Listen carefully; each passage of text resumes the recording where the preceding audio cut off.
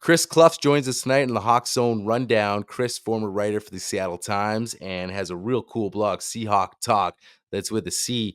Chris is coming on midway through the season to talk about the state of the team, how this roster construction is that he thinks can this team compete in the future, or are we going to see a bit of a restructure of this roster? And is John Schneider willing to do something like that? So we're going to get all that with Chris. But before that, guys, a little bit of housekeeping. If you like what you've been watching, go down, subscribe to the channel for us, hit the like button, the notification button, share the videos, and comment on the videos too, because we love interacting with you on the videos. We jump in there, we interact, and so yeah, get your comments in there, and or you can buy us a coffee. It's just another way to support the channel. All the links are below in the description, and also we're gonna have a bit of a little separate video coming up as well, a bit of a Rams preview, keys to what we think they need to do to pull off a win.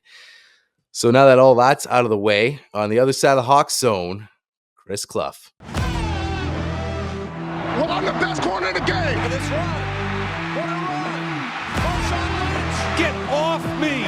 DK. Yes, sir. Hey, it's John Schneider with the Seattle Seahawks. And Washington's got away. Leon Wilson to catch. Smith and Jigba. The Seahawks are going to host the NFC Championship. Every year, the NFL does. Is it going to be You've another got to 9 look for and 8? players who have got to finish something.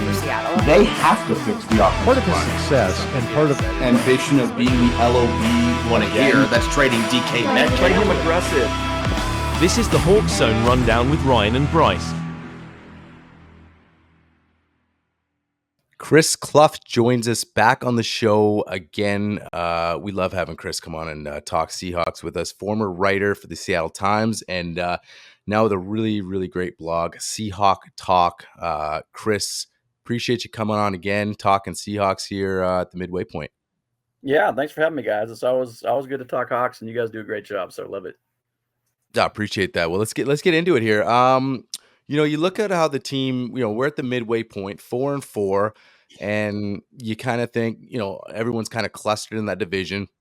And I feel like you kind of look at it, you kind of get the sense there's kind of like two groups of, Hawks fans. You got sort of the group that looks at it and says, hey, you know what? Don't worry about it. Give it some time. Mike McDonald's first season. Everybody's learning new systems, new coaches. And then you got sort of the other side of fans kind of looking at it like, well, you know what? It's not really, it's sort of record aside, not really worried about how many wins. We didn't feel like they should be firing all cylinders per se, but we expected maybe some improvement in at least one or two areas. And I think some people think that hasn't happened yet. Like, obviously you look at the obvious ones, the run defense, poor again. And especially when they see Mike McDonald, this defensive guy, the average fan, and then obviously we're having trouble running the ball. What's your overall sort of assessment halfway through the year here? Yeah, so the way I look at it is I probably wasn't as bullish as a lot of fans were on them. I think a lot of people got caught up in the Mike McDonald hype. And I remember when you guys were doing your preseason preview and everyone was pretty stoked about it. And I was, hearing 11 and 12 wins. And, that was somewhat common. And my particular pick was like 8 or 9 wins. That's where I had them. So they're at 4-4 right now. They're pretty much on pace for what I thought they would be. The only disappointment to me is that Mike McDonald's defense hasn't quite gotten to where I thought it would be at midseason. Basically we're midseason now, and they're still struggling. They still have a lot of the Pete Carroll problems have not been solved. Like you just pointed out, Ryan, they can't run it. They can't stop the run. And those are two huge things that you got to be able to do if you're going to beat good teams. And we've seen that they've really only beaten one good team, and they've had some issues really that where they're just giving things up. They're just making too many mistakes. They've really given away 3 of those games they gave away. So I feel like it's the sky's not falling. It is Mike McDonald's first season. He is a first-year coach with first-year play callers on both sides of the ball. Maybe he shouldn't call the defense. I mean, that's one thing we can maybe talk about is maybe he should stop doing that. But there's definitely some things that they haven't gotten in sync on, and they're still trying to get together. They have a lot of new players trying to like figure themselves out, figure out how to play together, and also play in a new scheme. So to me, none of this is super surprising. And I know that everyone's disappointed by the Buffalo blowout. That was kind of a big deal, the way it happened, but also look at how it happened and how they gave up so much in that game. And yes, they were playing a superior opponent, but it could have been a lot closer game and should have been a lot closer game than it really was. So I don't know. I'm not sky is falling. I'm okay. And I think let's wait and see how the rest of the season plays out first. So kind of with what you're saying there, Chris, and let how the season plays out, kind of take that mentality to it. And like you were saying, the run offense hasn't gotten any better. The run defense, there's a lot of these Carroll problems that are kind of creeping up again and showing. Is that more of an indictment on the roster construction by Pete and John prior to Mike Macdonald getting here, as Mike Macdonald didn't really get much of an offseason to pick players, look through it all because he was worried about building his staff? We know John came out and made the comment that his coaching staff wasn't going to be at the combine because they were going to be worried about getting to know each other and all these kind of things. Do you see a lot of this more on the talent is there but doesn't match the scheme, or there's something broken with this scheme already and we just are in a bad situation? I don't think anything's necessarily broken. I mean, I don't think anybody can make that judgment quite yet. I think that you have to look at it as, like I said, there's just a lot of new players that are coming together. Look at the defense alone. Like nobody's been there for more than 3 years, really. I mean, maybe Trey Brown, he's in his 4th season, right? But I mean, everybody else, 3rd, 2nd, rookie year, and the veterans they brought in, like Leonard Williams, a couple of the trades that they made just recently. These guys are all still trying to mesh together. Think of all the injuries that they've had on defense. First, it was the whole defensive line. Then it was the whole secondary. They really haven't played together since like the first 2 games, maybe. And the quality of opponents there were not a good judge. And by the time they got to the Detroit game in week 4, that would have been a really good test, except they were missing 5 defensive starters. So you miss half your defense against a very great offense and a Super Bowl contender. And they did well to stay in that game, to stay in the chase of that game, I thought. So I think they have plenty of talent. I think they have a lot of talent across the board. They don't have they have some big holes for sure. We all know what they are. We've talked about them before. They don't have a big nose tackle on defense that eats up 2 men and just lets the linebackers like flow freely behind him. They don't have that guy. And then on offense, clearly the interior line is just a mess, and it's just not doing well. It's not consistently doing well.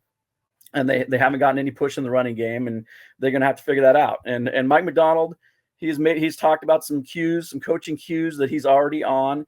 They're gonna trim down the defensive playbook. It sounds like there was Leonard Williams talked this week about how there's 2 or 3 calls they have on every play, and then they have to communicate. They have to really over communicate on which call they're going with.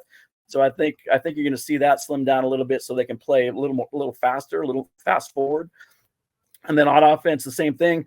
Mike Macdonald talked earlier this week about it. Hey, he really likes the shifting and the motion that they've got going. When they do that, they tend to have successful plays. And he said, they're going to lean into that and do more of that. So maybe that assists their running game as well. So there are some scheme adjustments, definitely, because maybe they've over schemed. Maybe they've just done too much with the scheme, and they need to trim it back a little bit to let the guys play more freely and get to know each other as they play more freely. Yeah, Chris, you mentioned some holes and stuff like that. Staying on the defensive side of the ball, obviously, the linebacker era with Bobby was over 2nd time around, and moved on from Brooks. Then we did a couple of 1-year deals, Dotson and Baker, and then also the drafting with Tyrese Knight. They moved on from Baker pretty quick, and he was getting a lot of criticism amongst fans and just didn't look very effective. And then they go bring in Ernest Jones for 4th round pick.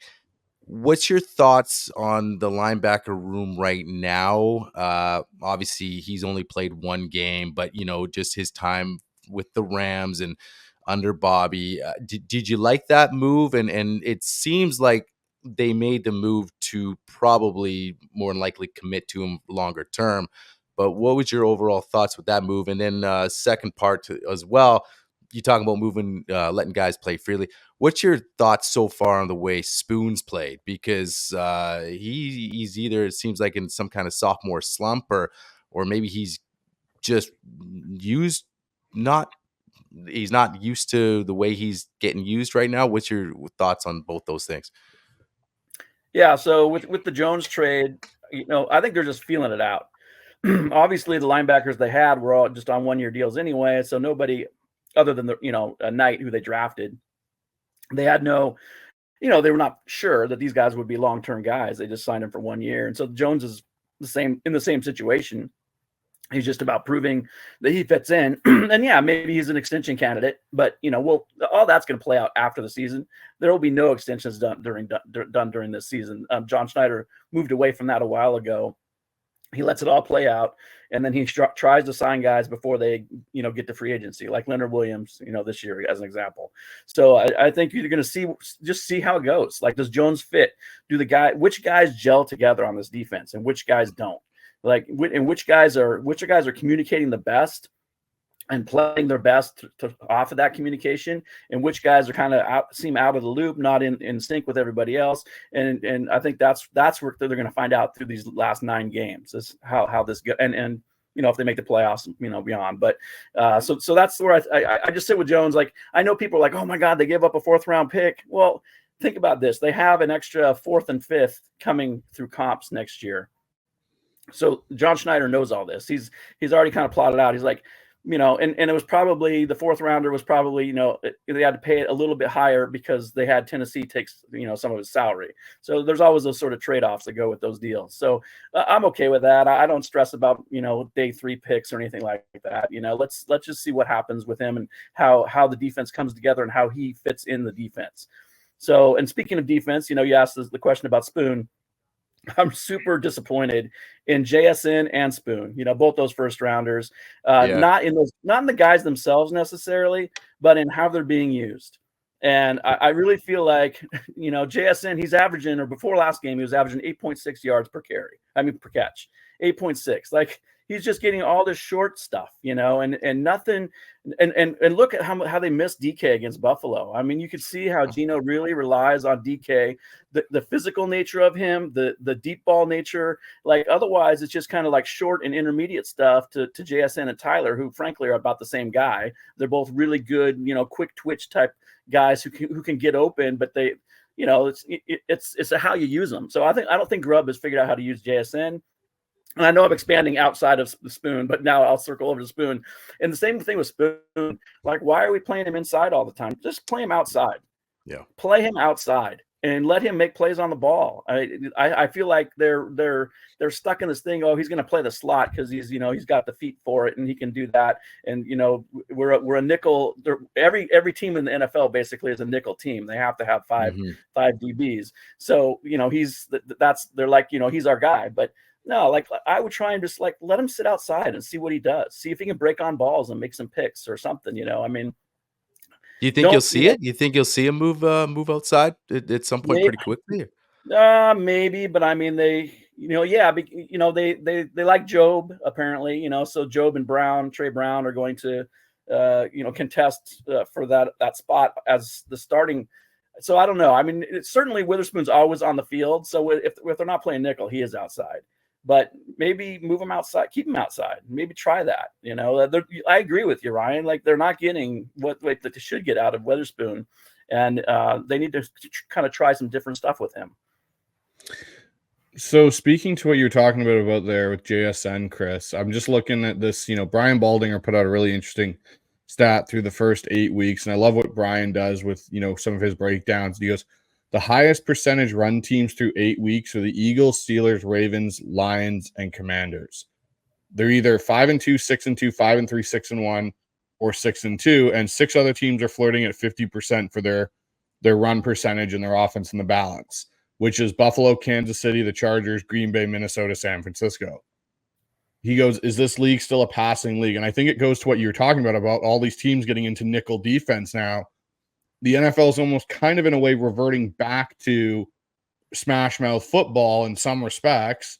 And it's one thing that, I really like what Ben Johnson does with his offense in Detroit. And I know they have a extremely talented offensive line, but even Arthur Smith with the Pittsburgh Steelers is doing the same thing, which is under center, running the ball, play action, doing these kind of things to help out quarterbacks. Because let's be honest, Jared Goff and Russell Wilson are not like top 5 elite quarterbacks in the NFL. You can say, hey, go throw it 60 times, 55 times a game and complete 70% for 300 plus yards like you get with a Patrick Mahomes sometimes, or Josh Allen, or whoever.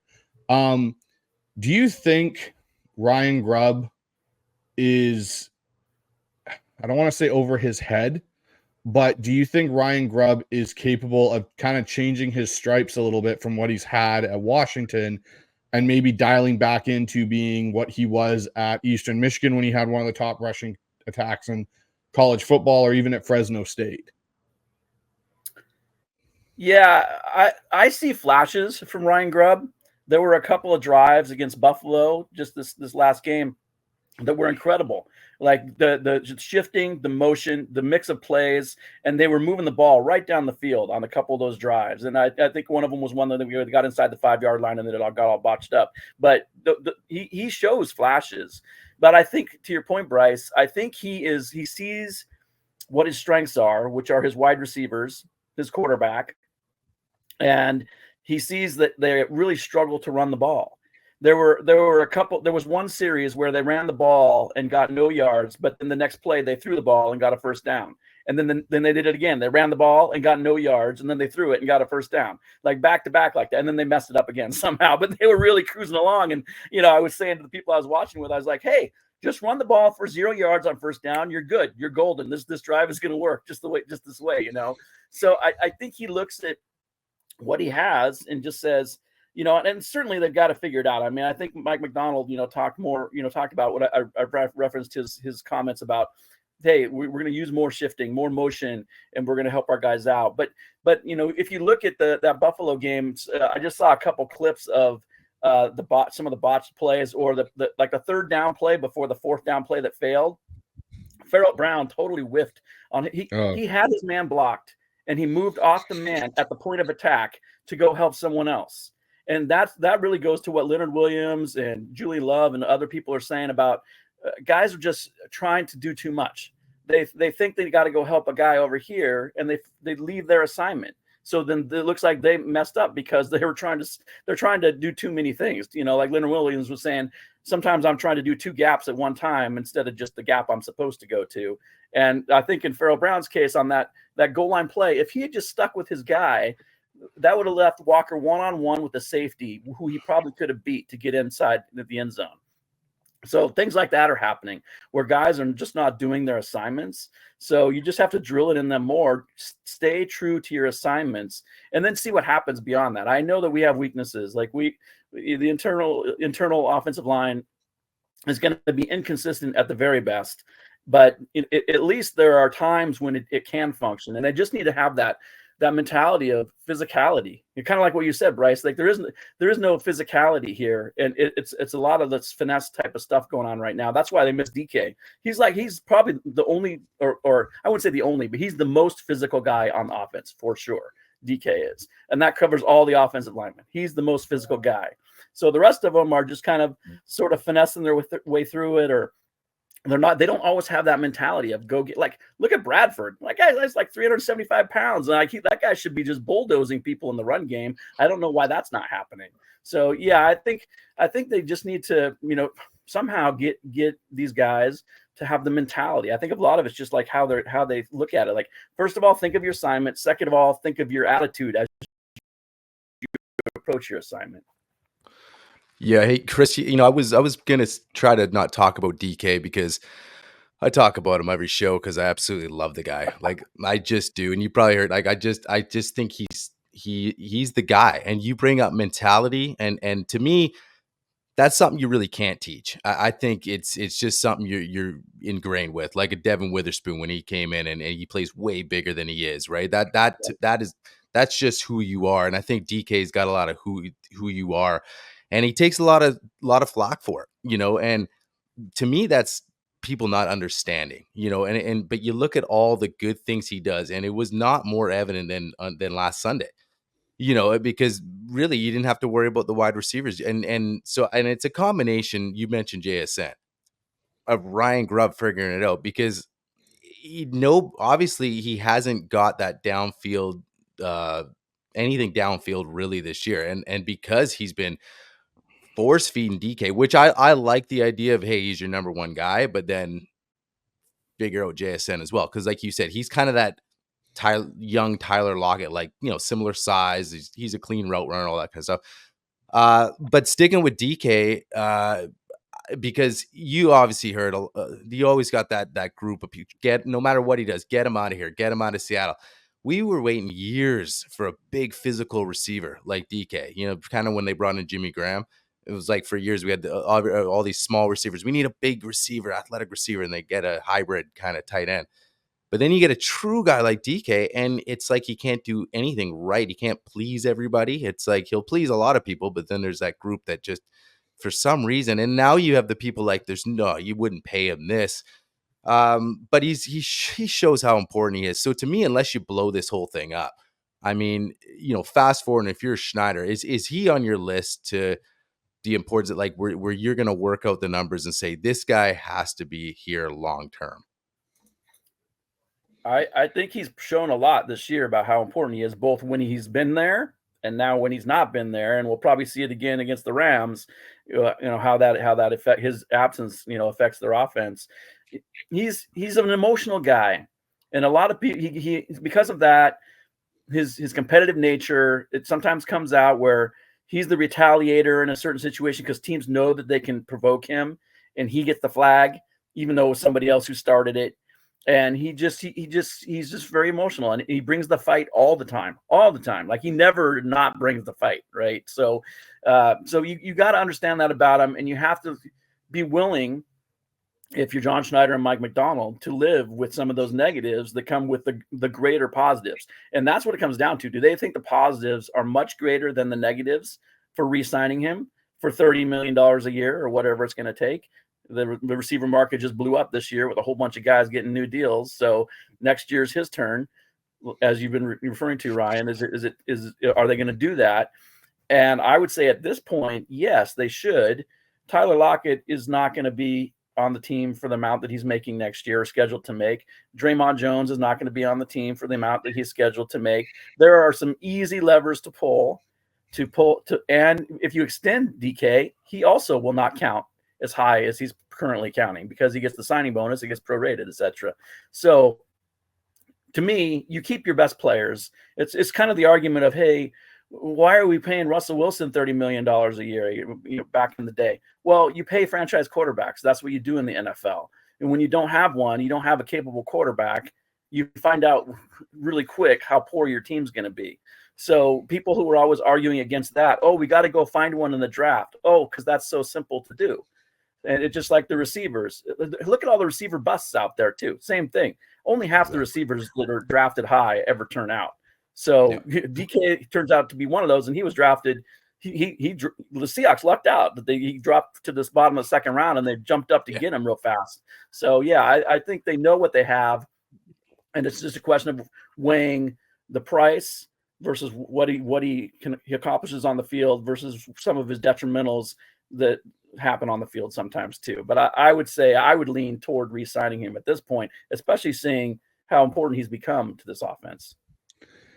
So I wanted to ask you, Chris, and get your opinion on the term franchise quarterback, because it's obviously a very ongoing term here in Seattle. Is DK a franchise quarterback, or does Seattle, like you said, go into the draft and get a franchise quarterback? And one thing for me that I've kind of noticed is the term franchise quarterback, in my opinion, has changed, because it seems like, it used to be when I grew up watching and stuff like that, like you had Brett Favre was a franchise quarterback, or Tom Brady, or Peyton Manning. And the reason these guys were franchise quarterbacks of that era in the early 2000s and late 90s and such was because they could win you games when stuff doesn't go right necessarily. They keep you in games when things weren't going right. And then it seems to have changed where you have kind of these brackets now of franchise quarterback, where you have the Patrick Mahomes, Josh Allen, Joe Burrow guys, like the elite of the elite guys.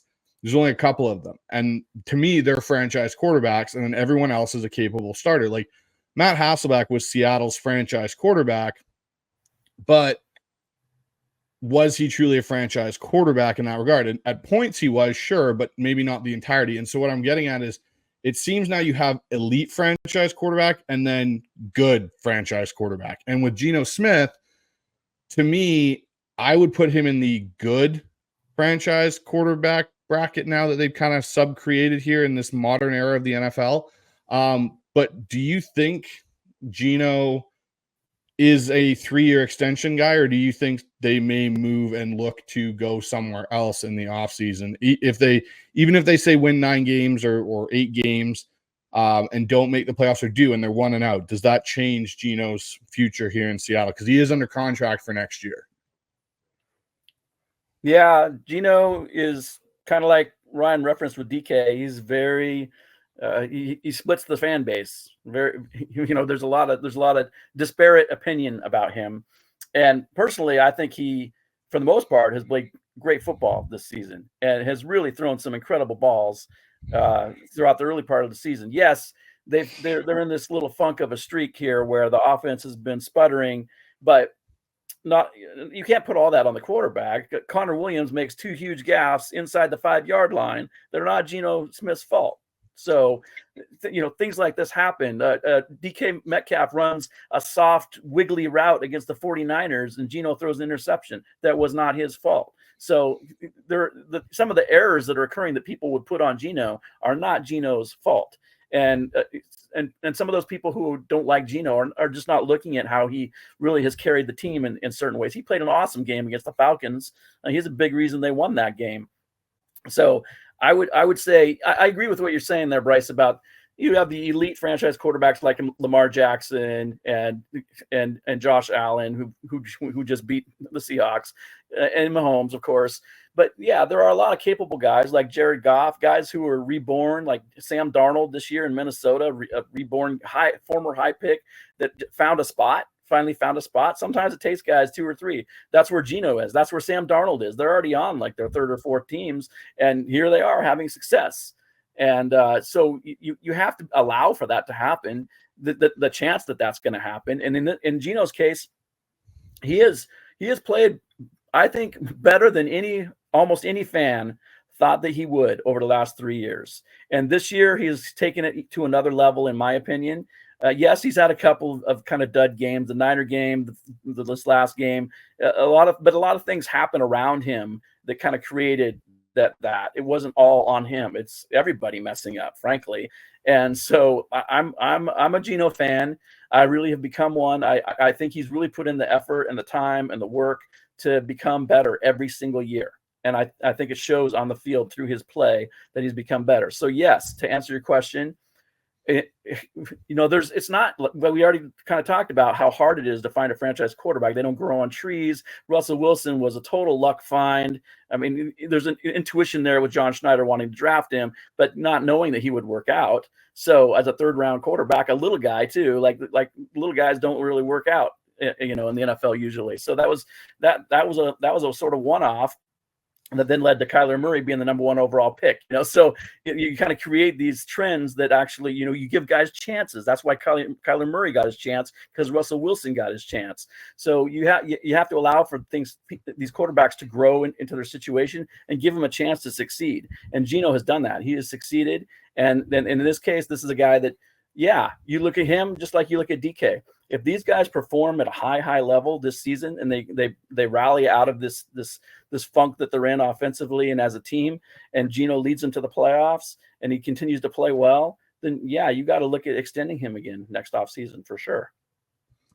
Yeah, I was going to touch on something, but you brought up trends, and because I agree, it's on the quarterback and receiver. That's the one thing about the DK thing. People were just like, oh, every year now there's a great crop of receivers that come through the draft. Just go get another number 1 guy, and then, well, how long is and I get it, he's arguably the GOAT at the quarterback position, but how long has Kansas City tried to replace a Tyreek Hill, or just guys that have walked out certain doors, and you don't just flip it. Next year, we replaced them. There's just an abundance of guys.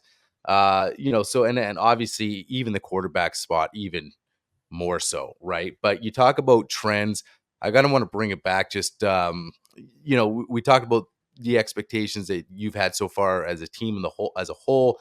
You look at. I want to ask you about Mike McDonald, and it's early. It's halfway through his first year, but he was a kind of a coaching trend hire in a way. Like, to me, McVay, you talk about Russ, the short quarterback, paved the way. I want to get your opinion on this. McVay maybe was the first guy, but he kind of that young, good looking, innovative, and it's a copycat league. Here's Mike McDonald, the defensive side, defensive coordinator, 2 years from the Harbaughs. It's hard to say that it wasn't kind of part of a trend. Now, what do you think of that? And also, how will you evaluate Mike at the end of this season when it's all said and done? Like, depending what he does, are you just kind of like, hey, it's his first year, it is what it is, or do you want to see something where at the end of the year, like, okay, we can build on this going into the next offseason? Yeah. So to answer the first part, the coaching trends, every successful coach has his coaching tree. Mike Holmgren has one and he was off of Bill Walsh's. They all go back and back and back. So that's just kind of a common thing in the NFL. But I will say this about Mike McDonald being the youngest coach in the NFL right now at 36. Sean McVay was hired at age 30, and so I think to your point, Ryan, of these young coaches now, when Sean McVay had his success and then some of his guys young guys went out and had success, I think that opened the door to owners who never used to consider real young coaches like that. And look at Jared Mayo in New England now. He's the second youngest coach in the NFL, I believe, at age 37. So you have 36 and 37, and these two guys, these are teams that went from the oldest coaches in the league to the youngest coaches in the league.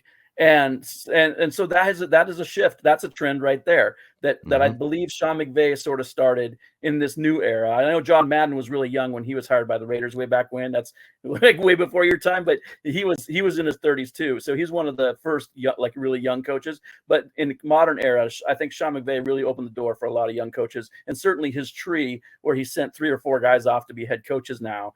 And I think McDonald is just. He comes from a successful program, and both the Harbaughs, and he's just he's got the mind for it, and that's why John Schneider fell in love with him, and I think that's why a lot of Seahawks fans were super excited too, because they're like, hey, he's young, he's innovative, he's had the best defense in the NFL. And all that stuff adds up. It adds up and it means something. And then you just have to translate it to your new team. So, and that's why we need to give him the chance. And so, that leads us into, okay, let's give him the chance to what I want to see by the end of the season is I want to see this defense not ranked down in the 20s in all the categories that it has been ranked down in the 20s for the last 3, 4, 5 years, ever since the LOB basically, was dissolved. I want to see this because there is talent on this team. I see it. Like you have Leonard Williams. They drafted Murphy. They have Mafe. Derek Hall has totally emerged as a real impact player. And you've got Witherspoon. You've got Julian Love.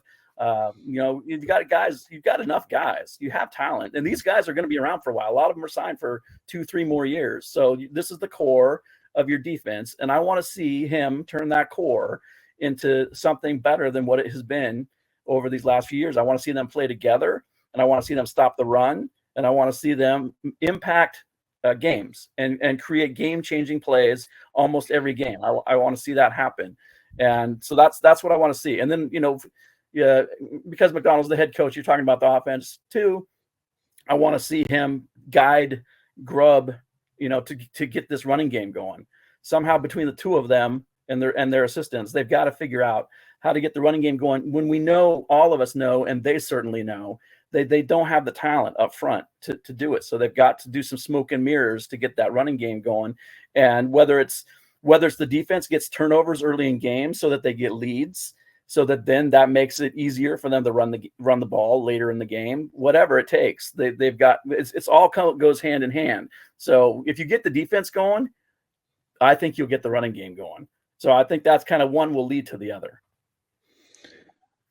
So Chris, there's one thing I did a deep dive. I was listening to Dan Vien's show with Jackson Bevins. He just had Jackson on from Cigar Thoughts the other day, and they were talking about, coaches and the trends and all that kind of stuff. And so they said something, I kind of dove into it. And what they kind of said was, if you look at Dan Quinn when he left Seattle, so after he got hired away to Atlanta and he went to Atlanta, they had a team that had some pieces in place. You had Matt Ryan, you had Julio Jones, you had a couple defensive guys.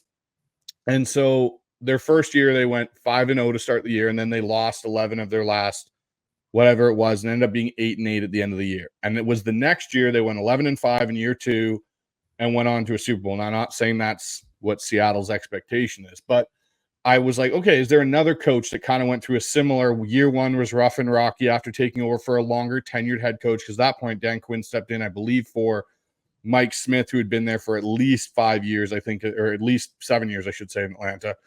So I dug around and I found another one. Mike McCarthy, when he stepped into Green Bay after Mike Sherman was fired in 2005, McCarthy went 6-10 in 2006 with a talented Green Bay team. They had Greg Jennings, Donald Driver, Brett Favre, Nick Barnett, AJ Hawk on defense. Like, they weren't stifled for talent. Following year, in year 2, they went 13-3 and went to the NFC Championship game in 2007. And so that's where I'm kind of at this point. Like, I thought after they went 3-0, I kind of drank the Kool-Aid a little bit too and was like, oh, maybe they can get to 10 or 12 wins now, because I originally thought 8 or 9 was kind of where they might be, hoping for 10. And then I kind of watched that Niners game. And when the Niners game was very much a repeat of what it's been like for the last 5 years, in my opinion, with the Niners, or at least the last 3 for sure, I kind of went, okay, this team's in transition and building. That's what they are. And that's my expectation now, is I want to see, kind of like what you said, I want to see improvement on certain areas of the game. But do you think there's an expectation that year 2 for Mike Macdonald and this staff should lead to more success after they get a full offseason, an ability to really dive into what they want on, the player front, whether that's offensive line or whatever, and tweak outside of these core players, the guys that they really need in this building to make this all kind of mesh together? Yeah, absolutely. I think Mike Macdonald is feeling his way through his first season like any coach would be. He's a young coach who's never been a head coach at this level, certainly, and he has coordinators who haven't been there either. So all of them are learning together. So they're going to have to overcome the bumps in the road and these rough patches where they lose 4 out of 5 games, and he's going to have to figure out how to get his team to stop making dumb mistakes that give away games, because that's really what's happened in 3 of their 4 losses. They've just given away the games. So you really have to kind of look at, can he fix that? Can he get his team? Because this is one thing that was this is why Pete Carroll got fired. His players weren't listening to him anymore. He did not have, his players were not in sync with him. He would tell them to do something and they would go and do the exact opposite what he told them, to do or not to do. So then this was happening all last year. So this is, Pete Carroll had basically lost it. He lost touch with his team, and it was definitely time for him to go. And now Mike Macdonald's in here, and he has to learn how to get hold of his team. He's a different guy. He's not the rah, buddy guy. He's more of a cerebral type of coach. And that, his players are getting used to that. They've had most of the year now to get used to that. But now he has to learn how to get his players over adversity like this. And he has everything he talks about, he has the attitude for it. He said, he talks about, look, and this is what I see too. There are good things that show up on every game film that, like we just talked about. Yeah, the Buffalo game was a debacle, but there were moments in there where the offense was really humming. And if they could have just completed those drives, think of the 11 points that they left at the goal line. You put those on the board for the Seahawks, and that is a much different game than what it turned out to be. So that didn't have to be a blowout. It could have been right down to the wire type of game. If the Seahawks had come prepared to play, if the players had actually come with the physicality they needed and then just not made a bunch of mistakes in the rain. So that's what Mike Macdonald has to get his players, the mentality of it. And he has to get them synced up. I think it's like we talked about. If he scales back all this, we have 2 or 3 defensive options every play, and just lets his guys go play. And then lets them, that way they'll learn. You got to take baby steps. So they have to first learn how to play together. Then add the complexities of your defense to it. So I think he's learned that he tried to put too much in, especially with all the injuries and then the kind of the roster moves that they've made along the way. And all those things have conspired against them to not allow them to advance and progress as everyone would hope that they would by now. So I feel like that's what we're looking at, is just get his guys to play together, and then add the extra elements of the scheme, and you'll see what he really wants. You'll see his vision come out. Yeah, I mean that's my not biggest fear, but concern, because that's the difference between being a really good defensive coordinator and being a head coach, right? We've seen other guys come in like a Staley in with the Chargers. It just didn't work out, right, at the head coach spot. And for me, I'm not looking at it in one way or another. I'm just like, okay, give it time to see what he can do on that side of things. Like you said, the mentality, because if they start stringing off some losses, and if they say they win 6 games, like if they drop 6, 7 games, then okay, how do you get these guys to believe? Like you said, there might be some guys in this building for a couple of years to come, so they'll be back in this building. So that's, I think, his biggest challenge is like the X's and O's and the execution. Yeah, that's one thing. But now, like you said, Pete got let go and his time was up. But, players start listening. That can happen earlier sometimes, especially with a new guy. I think that's going to be his biggest challenge. I mean, I think I don't know the guy, but, if he seems like, you're right, he has a mentality. It's just, can he get that part? Because winning's easy, right? When you're winning, it's everything's, yeah, I'm buying in on this. But there's a tough stretch here for these guys. So my hope is that he doesn't lose that room, and especially with some of your maybe leaders especially a Geno Smith, if he's gonna be here. So that'll be interesting to see. So if I got my next question, if say they finish the year similar 8-9, 9-8, and kind of what people call middling. You just kind of, here they go again. Another just almost made the playoffs, got into playoffs, out the first round. Same thing. What kind of, just obviously fast forward in the off season, and we are going to get to the game on Sunday, but what kind of off season would you see happening? Obviously, we mentioned the offensive line, a big concern. Does John have to get really aggressive with that? Like, is it finally time to say, or is he kind of hoping maybe to patch some pieces, or does it take it to be like, if we win 5 or 6 games, then you'll see it. But if we middle 9-8, John might think just kind of have that same mentality, like if a pick here, a free agent here, kind of patch the O-line. Because that's just my fear. Because I do think that all the things we mentioned, that's got to be the focus with the O-line, especially getting the run game and all this thing going. And you mentioned Geno Smith. He's a good quarterback, but he's had to do a lot, to get around some of those things. So, what's your thought about getting super aggressive in that regard, the offseason, and what's that going to take? Yeah, it sort of depends. The first part of your question was how, if they finish 8 wins or 9 wins, how did they get to 8 wins or 9 wins? Were they getting blown out in a lot of the losses, or did they show, like we were talking about, like Bryce mentioned also, did they show the improvement? Are they actually, is the defense much better and the ball just bounced some different ways, and they a few mistakes here and there, they gave away a few other games? Were they in every single game? That kind of thing. So then you get to the off season.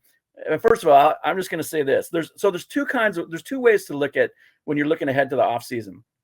There's kind of the fantasy football managers who would like, this is how I would do it. Like, and then there's the ones who project. And I tend to be a projector, not a fantasy guy, not this is what needs to happen, so let's just go do it. Well, are you going to get John Schneider to go do that? Because he's not going anywhere. He's the GM of this team, and he's not going anywhere. So everyone got to get used to that. He just hired a coach, so he and the coach are going to go together for a while here. And Jody Allen doesn't make rash decisions, so trust me, it was a big decision to fire Pete Carroll, and it was in this decision to allow John Schneider to take over this thing. So he's in charge, and he's not going to change his feathers. He doesn't value offensive line. We all know that. We've seen it. He commented on it again last offseason. The guards are overpaid, they're overdrafted. That's his opinion. That's what he thinks. We can all disagree with him on that, but it doesn't matter because the Seahawks are going to be constructed the way he wants to construct them. So, no, to answer your question, they're not going to go big. He's not going to overpay any interior offensive lineman, and he'll still do things that we probably disagree with on how he puts together his O-line. And we just have to hope that they draft well. That maybe Christian Haynes takes a huge jump in year 2. Maybe he's just not there yet physically or whatever as a rookie, and then in year 2, like he comes up and he's so much better than Bradford at right guard. Maybe I'm just spitballing here that maybe something like that happens. Maybe Connor Williams starts playing much better in the second half and he gets in a groove and he's worth re-signing. Like Justin Britt once was, like Ethan Posick once was. So maybe he sticks around and because he's worth it. But they'll only keep the guys that are worth it. They didn't keep Damian Lewis because he's just an above average player who was getting hurt a lot, and he wasn't worth $10 million to them. That's why they traded Max Unger back in the day. Everyone likes to poo-poo that trade and say, oh my God, what a horrible trade. Well, they traded for Jimmy Graham at the height of his career. He was playing awesome. And they traded a guy who was always hurt. He had missed 10 games over the last 2 years, like Max Unger had. And this was like right on the heels of this is around their Super Bowl era, right? That's right then. That was right after the 2014 Super Bowl. He had missed most of that season. So Schneider looks at the value of his offensive linemen. And yeah, has he underpaid? The Seahawks have been down in the bottom for the last few years. But there have been times when they've been at the bottom of the pay scale where their offensive line and their offense in general has just overachieved relative to what they were paid. And there are times that they've had a highly paid offensive line that completely underachieved. So there's kind of not a lot of rhyme or reason to it. And we all know that they need better talent. That's for sure. It's just a question of where are they going to get it? How does it come to them? And we have to understand that John Schneider has his strategy for that.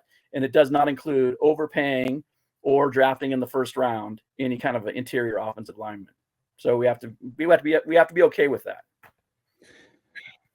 See, for me, Chris, that's such a flaw in a way, because I look at and I totally agree that's how John Schneider operates, but I look at it and I go, when we were in that period, and I agree with you, the Max Unger situation, he was injured. They traded for a guy that was top of his position at the time to fill a void that they clearly thought they needed because they couldn't have a big target in the end zone. That's how they lost their Super Bowl.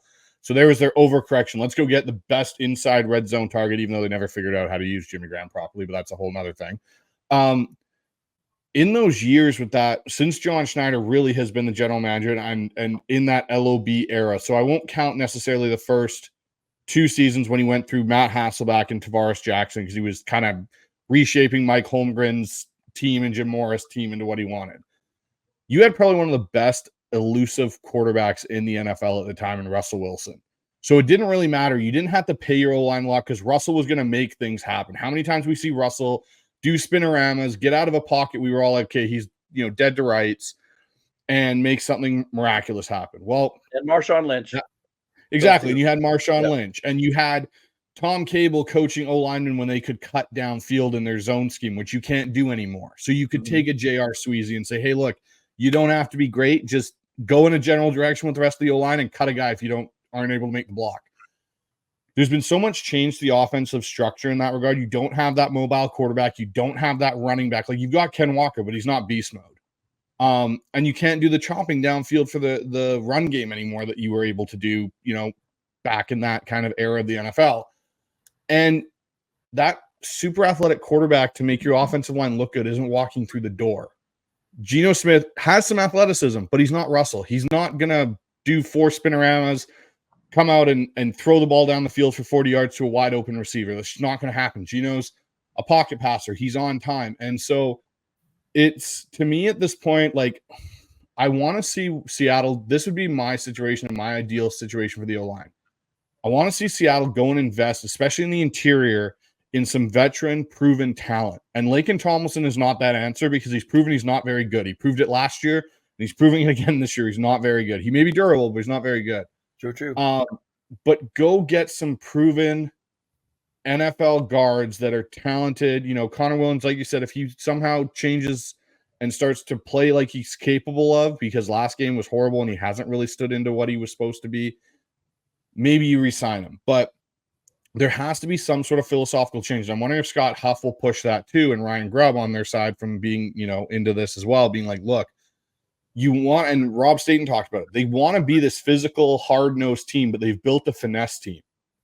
And that's the problem. Like, to have that nastiness, you need to have that in your O-line. And like we talked about earlier, the O-line has no push. There's no push in that O-line. And Anthony Bradford should have push. He's a big freaking dude.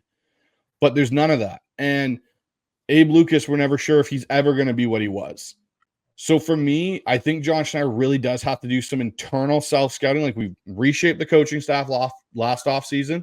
We need to change our philosophy of how we address the offensive line, because it hasn't worked really since 2013 and 2015, when he brought some pieces together and they had a very high-paid O-line with Okun and Unger and some of those pieces. It hasn't worked since then. You've been one of the bottom O-lines for a considerable amount of time. You need to change that philosophy if this team's ever going to go in the right direction, because like you said, the defense may fix its issue and then maybe the run game gets fixed, but there's still going to be glaring holes in this offensive line. And if you want Geno to be successful, like we know he can be, you got to protect the pocket quarterback inside first before you get to the outside. Oh, yeah, absolutely. Drew Brees will tell you that. They always had 3 really stout guys inside for him with the Saints.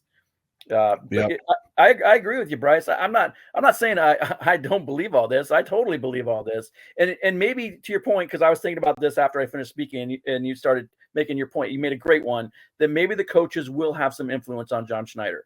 Maybe Grubb and Mike McDonald will say, hey, we really need a real road grader here at left guard.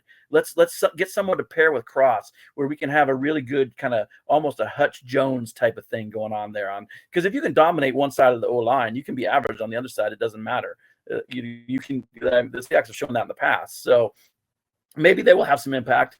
Maybe they'll change his thinking a little bit on that. I don't think he's going to go out and pay the $17 million a year to a guard. That's the going rate for top guards now. I absolutely don't say it, especially if they want to re-sign DK and they also maybe extend Geno. So and they've already signed some other guys, like they did Love, they did Nwosu. Those guys have been extended. Leonard Williams has a new deal. So there's guys being paid pretty good money on the defense, especially. So guard wise, they're not going to pay for it, but maybe there's ways they can find it in other ways. We have to hope. We have to have some hope for that, because right now this is a big mess in the middle. And I'm hoping that George Fant comes back and he really stabilizes the right side of the offensive line. And whether Abe Lucas comes back or not, I'm not counting on him, but I am hoping that Fant comes in and that he can play at a much higher level than what we've seen over there on the right side. And give the guys credit who've been playing there. Jarrell, Forsyth, they fought their butts off. They really tried hard. They gave their all for the team. It's just that they're limited players. Jarrell limited by his inexperience, Forsyth by his talent. And so they did the best they could. And at times it was good enough, and other times it hasn't been good enough. So hopefully George Fant can come in and elevate that, and then maybe help out Bradford or Haynes, whoever's playing next to him. And maybe that side gets a little bit better just because of the veteran presence. You actually have a savvy vet who knows how to play right tackle, and maybe that can boost that side. And maybe Connor Williams then doesn't have to compensate so much for the guards on both sides of him. Maybe he only has to help one guard. Maybe he just leans over to his left and he helps Laken Tomlinson more. And so you have just kind of like, 2 pockets and then cross. So you have like 3 different kind of sets of linemen playing together there. And maybe it starts to come together here in the second half. I'm finger crossed on Fant being the key to all that.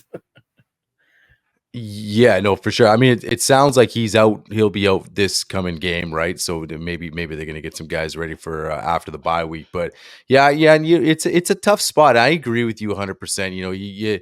It's fantasy versus reality, and as long as John's here, man, Chris, I hate to say it, but I agree with you. He's not going to change his feathers. Like, it's like teaching an old dog new tricks, right? I mean, all of a sudden, but to Bryce's point, I like what he said, that maybe if he gets that extra push, like, man, you got to do something here, because it was him and Pete working together for all those years, right? And that was the whole thing. It was like, oh, is John making the decisions? Is Pete making the decisions? And now I think it's funny because now you kind of seeing more of the microscope on John, And it's like, oh, okay, some of these moves here that you did this offseason, these were yours, Lake and Tomlinson, and trying to just patch that up.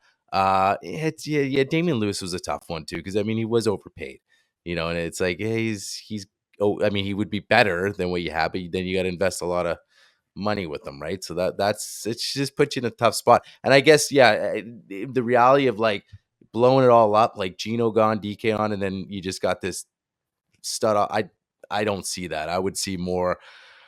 You re-sign DK and Gino, and then maybe the coaches push them. They get an established vet at one side. I mean, that would be nice, right? Just a veteran, good guard there, and not try to make it an all-star lineup. We'll see. And then Abe, we'll see. I mean, I don't have a lot of hopes for him either. Kind of, even if he comes back, you want to see what kind of longevity he's got. But do you want to jump into this Rams matchup, or Bryce, you got something else, or you want to? I had one more question for just kind of on this O-line before we jump into the Rams thing. Yeah. Do you think, Chris, right tackle is now going to be a serious position that we can actually go and draft somebody at because of the Abe Lucas situation? Like, or do you think, and this is the other coin of it, does right tackle become a journeyman spot in this offense instead of what we thought we were going to have as two bookends on each side with Lucas and Cross? They're going to pay Cross, and basically it'll be kind of like back when Seattle had the great O-line they did in 2005. You had one side of it was extremely strong and Hutchinson and Walter Jones, and your other side was kind of journeyman and Chris Gray and Sean Locklear. Do you see that being more of a situation that could roll out where Seattle will start going, okay, like Ryan said, we get one stud guard on a certain side, and then we can kind of fill in the gaps on the other side with talent, but just nowhere near what we're going to have to pay for one side of it? Like, how do you think Abe Lucas's injury and future plays into this construction of Seattle's O-line to get it right? I think when they drafted in the same draft, Cross and then Lucas in the third round, that stunned everybody. Like, hey, they got two tackles in the same draft. So, it was great because they as the rookies, they played really well. Unfortunately, this injury to Lucas that's just lingered on, and we don't know how it's going to turn out. It's very vague on whether he's even going to come back. I mean, McDonald keeps talking about we'll evaluate him after the bye. And to me, that leaves it open that he just might be out for the whole season. They haven't. There's not really any positivity there. So that's to your point, Bryce, of what do we do if Lucas is completely done and we can't really count on him ever coming back? And you're right. For the most part, right tackle has been a journeyman spot for the Seahawks over the years, going back multiple coaches. The right tackle has never been. Maybe you've had a tackle, the same tackle for like Bruno Giacomini. He was there during their Super Bowl time, right, for 2 or 3 years, and then he went on. So that's about the best you can get is 2 or 3 years out of a lineman. You don't anymore. It's so hard in today's NFL to see a really good five stay together on one team. You just don't see that very often. You might see like 3 guys. It's kind of like the NBA. Think of it like an NBA team. If you have 3 stars in the NBA, you contend for a title, right? Same thing in the NFL. Think of it that way. If you have 3 really good offensive linemen, there's a good chance you're going to be in the playoffs every season, as long as you have the quarterback that goes with them. And that's what you need. So the Seahawks need to get to that level again, where they have 3 guys they can count on consistently. And right now they only have 1. So they definitely need to get to figure that part out. And as far as the right tackle goes, Fant signed for 2 years. So they kind of knew or thought that Lucas might not come back this year, and that Fant might need Fant for a couple of seasons, especially if Lucas never comes back. So I think as long as Fant doesn't keep getting hurt and he comes back and he plays the rest of the season, then that could be an okay journeyman fill in the blank type of thing, and you don't have to worry about it as much. But yeah, I mean, they should always be looking in the draft. If I'm drafting. If I'm the drafter, so I'll play fantasy, I'll go to the fantasy side, Ryan. If I'm the fantasy GM, every year I'm drafting lines. I'm drafting offensive line and defensive line high in the draft. I don't even care about wide receivers. I will let other teams come up and draft the wide receivers and the running backs and the tight ends. And I will draft the best offensive lineman that I can, the best defensive lineman, and build walls. I will build 2 walls and hopefully put a good quarterback behind that. And can we even name who the receivers were in Mike Holmgren's Super Bowl? I can. I mean, Yeah. but think about it. Like, Yeah, no, you're right. how many even Seahawk fans could name the receivers? So we talk about DK and the impact that he has on this particular team, which is good. It's a high impact because they don't have a lot of strengths on their offense beyond him. But if you have other strengths, if your O-line is your strength, like it was for the 2005 Seahawks, and Sean Alexander led the league in rushing, or was MVP that year, and Matt Hasselbeck was a really solid quarterback. Like Bryce said, he was kind of that second tier franchise quarterback, good enough to lead his team all the way, and they got all the way, and that was all on the offensive line. They didn't need a lot of great skill players on that team. So it just you can make up your team different ways, but the best way to make it, and if you look at across history, every team that wins a Super Bowl is good up front. They're good up front on both sides. I'm just going to do it for shits and giggles here on the show. I will name the 4 top receivers from that team that went to the Super Bowl. You had Bobby Ingram, Darrell Jackson, DJ Hackett, Joe Jaravicius, and Jeremy Stevens, and I think it was Will Heller was the other tight end at the time as well. There's my moment of knowing that roster so well. Yep. That wasn't Corn Robinson? No, he was not there. He had left the year before in free agency. Oh, okay. He wasn't on that team. Okay. Yeah. Right.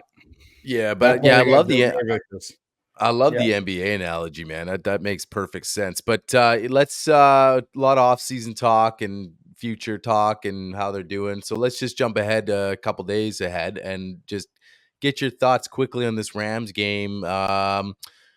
What do you think? How do you think we might fare? Give me a couple keys that we need to pull off a victory here.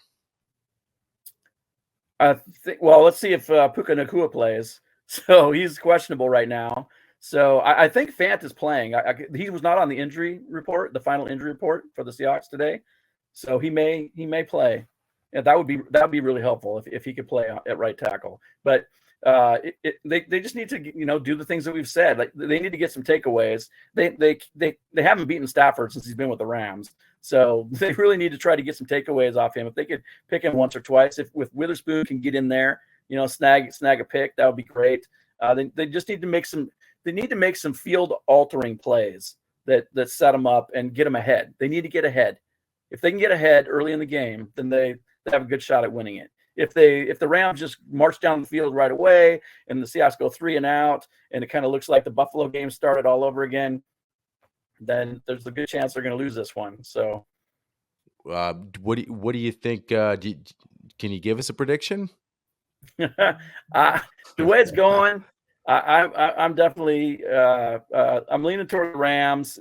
I feel like the Seahawks are going to be up for it, though. I feel like unlike last week where you would have thought that coming off the Atlanta win, they would have been like, yes, let's get a winning streak going. Let's beat another good team, an even better team. But they came out flat against the Bills. Now, this is a division game, and they know the division's up for grabs. It's completely up for grabs. So you would think that they would come off this bad game where none of them played well, to a man pretty much. None of them played well, and play more like they did against the Falcons. And if they can do that, and if they cannot get gashed by Cooper Kupp, and any big running plays by like the 3rd or 4th string running back or whoever the Rams have, every running back seems to have their career day or their season high day against the Seahawks. So if they can stop that from happening and just get some turnovers, get some takeaways, and play well and consistently on offense like they have earlier in the season, like they did especially against Atlanta.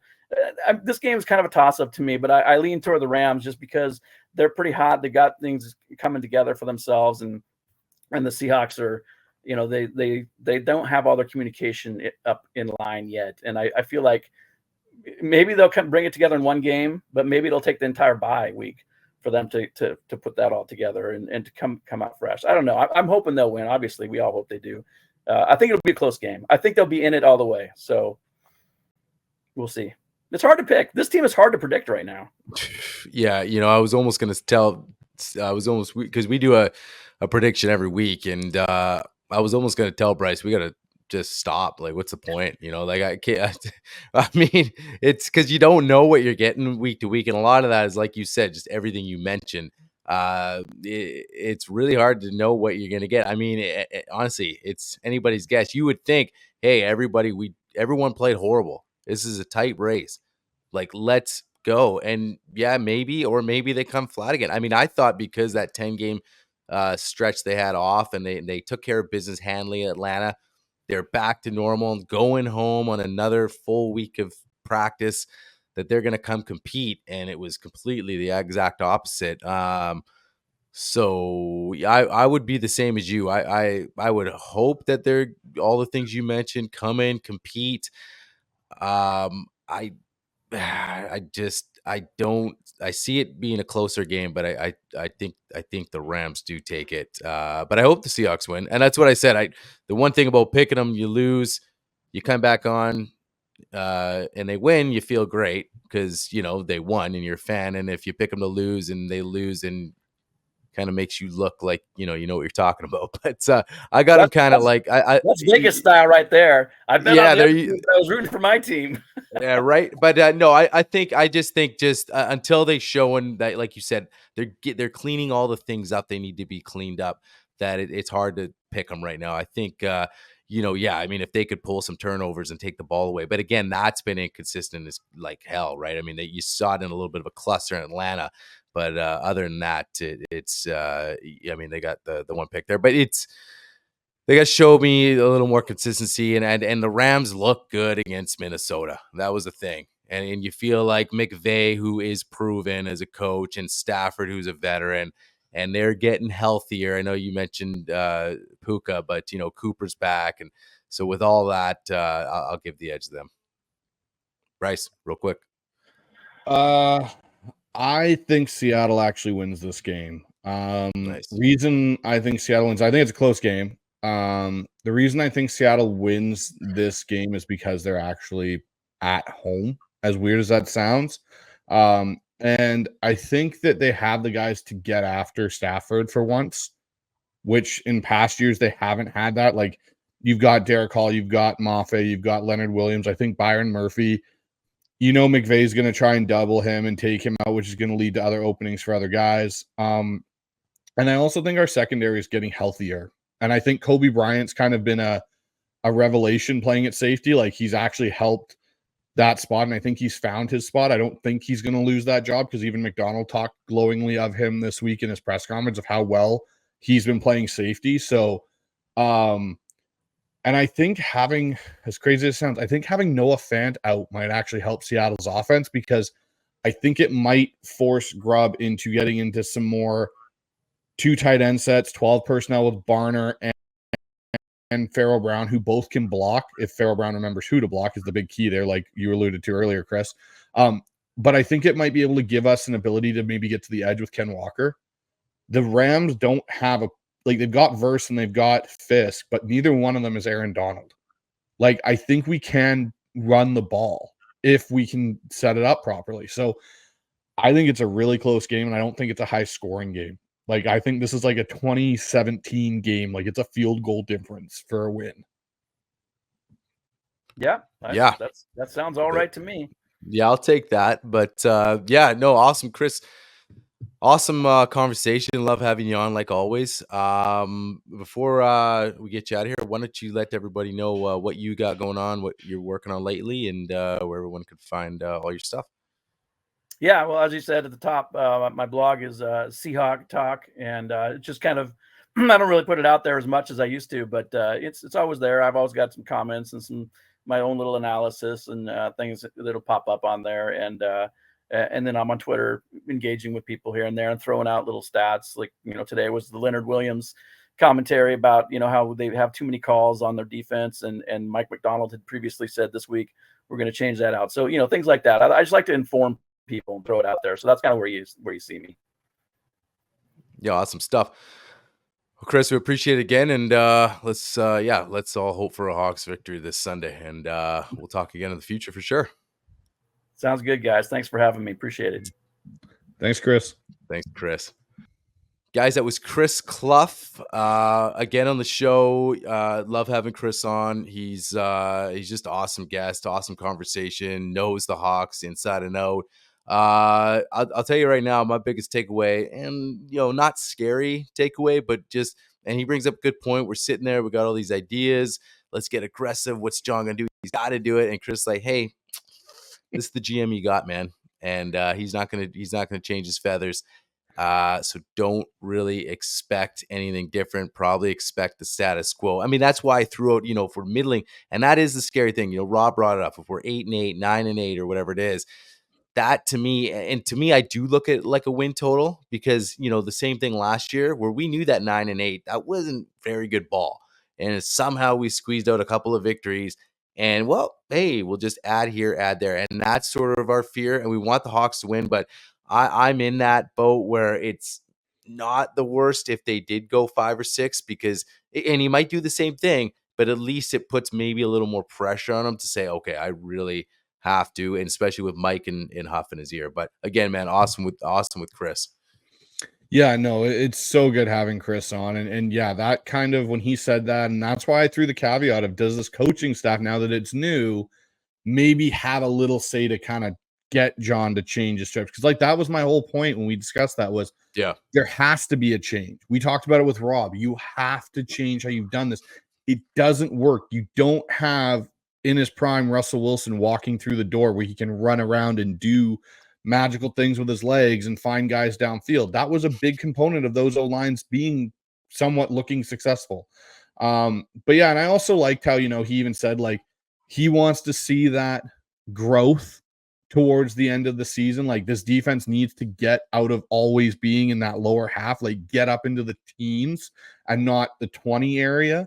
So yeah, and like, it'll be interesting, because at one point I'm gonna kind of be interested to see is what he said about, if the defense gets its shit sorted out, does that mean our run game gets sorted out in a way too? So that'll be an interesting kind of to see how those two play off of each other going forward. And if that starts this week versus the Rams. Yeah, I'm excited to see that too. And you bring up a good point with the Russ thing, and that was the thing you sort of, well, I don't have to really address this. It's good enough. He's doing his thing. And then even when the first year, when, Gino took over as starter, same thing, because, well, we just came off the Russ era. There's really no expectations. Everybody in the NFL is thinking we're only going to win like 4 games. So, like, that's definitely not an area I'm going to really, be concerned about at this point. But now it is. And especially with Pete not there, that it's on you now. So it's going to be awesome. But yeah, guys, that's it for us tonight, man. Make sure you go check out Chris Cluff's blog, CHawkTalk. Good stuff. Chris also, used to write for the Seattle Times, so he has a ton of knowledge about this game. So awesome stuff tonight with Chris. Guys, make sure you go down and sub to our channel too. Everything helps. Get over here, become part of the family, and we love you, have you. And yeah, we're just gonna keep pumping out this content. But that's it for us tonight. And let's go get a win this Sunday coming up. Go Hawks. Go Hawks.